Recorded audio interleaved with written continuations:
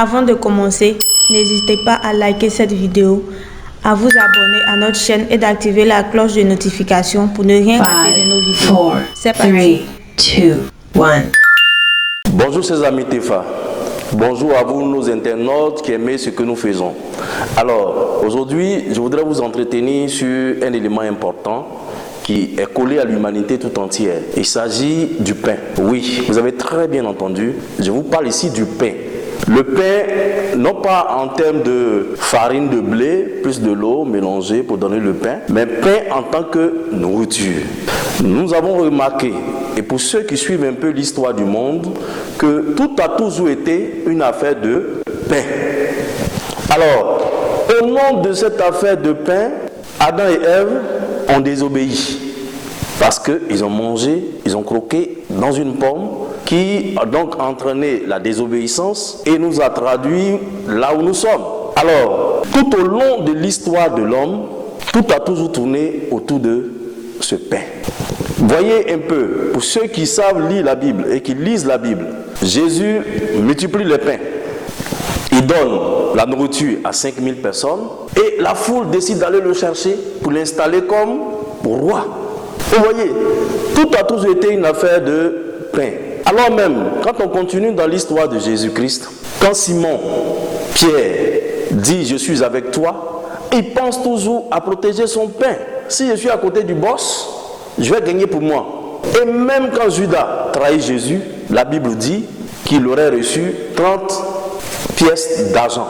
Alors, l'argent, quand on trahit, c'est parce que nous voulons préserver notre pain ou nous permettre encore d'acheter du pain.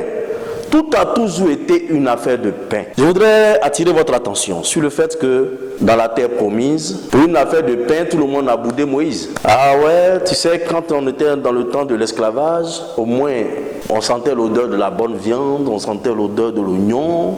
Tu nous envoies dans le désert et là nous n'avons pas le pain. Et Moïse, après avoir prié, leur offre ce qu'on appelle la manne, donc un don de Dieu au niveau du pain. La manne, qui est donc une nourriture divine, un pain divin qui descend du ciel pour leur donner.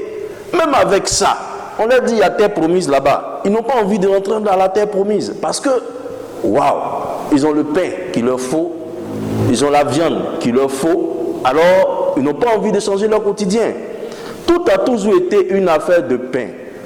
Quand Judas trahit Jésus, c'est pour préserver son pain. Aujourd'hui, dans notre société actuelle, quand un homme trahit son frère, quand un homme trahit une vision, c'est toujours une affaire de pain, pour protéger son pain. Alors, chers Ivoiriens, chers TEFA, comprenez que le pain que nous mangeons là, il finit. Quand tu manges le pain de la trahison, mais tu seras encore dans la famine demain. Le pain de la trahison qui te rassasie aujourd'hui causera donc ta faim demain. Il faut dire qu'au-delà du pain matériel, du pain nourriture que nous mangeons, il y a ce qu'on appelle le pain spirituel.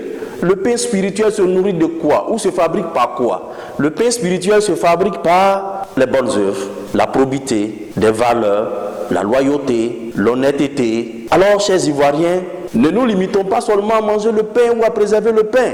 Quand on te dit toute la société ivoirienne a besoin que tu viennes parler ou que tu contribues à ce qu'on aille au changement, tu dis mais tiens, moi je m'en fous, j'ai mon pain, ma famille est là, moi je protège ma famille, je protège mon pain. Mais tu protégeras certainement le pain d'aujourd'hui. Mais est-ce que tu es sûr que tu pourras protéger le pain de demain? Rien n'est moins sûr.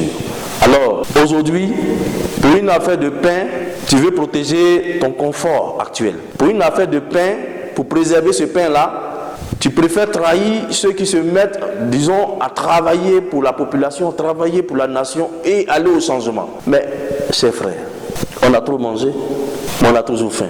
Si c'est pour le pain que tu trahis un frère, tu n'as pas bien réfléchi. Alors, le TEFA nous invite donc à penser à ce pain-là, ce pain spirituel qui va nous nourrir aujourd'hui, qui va nous nourrir demain et qui va profiter demain à nos progénitures et qui va profiter, disons, à notre génération. Alors, pour ce faire, nous te demandons simplement d'adopter les bonnes valeurs. Quand tu es dans un service, évite de rentrer dans la manière de faire de tout le monde. Là où il y a la corruption, on refuse quand même de rentrer dans la corruption. Parce que le pain, tout de suite là, ses conséquences sont très graves, soit sur toi, soit sur tes enfants. Alors le TEFA nous invite, nous tous, en tout cas à travailler ensemble pour bâtir une économie profitable à tous. Tu n'as pas donc le droit, ou bien même, on va dire, la chance, ou bien même, on va dire, le plaisir de dire, oui, moi j'ai mon pain, ma famille a son pain, je m'en fous des autres. Cher frère, tu te trompes toi-même, parce que tout compte fait, cette affaire de pain, c'est jusqu'à la fin de l'histoire de l'homme. Et jusqu'à la fin de l'histoire, mais nous, notre fin, à nous, chacun de nous, notre vie sur terre est limitée. Mais après cela, nos enfants continuent. Mais après cela, la société ivoirienne continue. Après cela, la vie continue. Et cette vie-là, il faut pouvoir préserver le pain de sa génération. Et pour préserver ce pain de sa génération, pour préserver le pain pour sa progéniture, je t'invite à nous rejoindre au TEFA, à nous rejoindre dans la vision nationale commune pour que nous puissions s'aimer aujourd'hui pour la récolte de demain. Merci.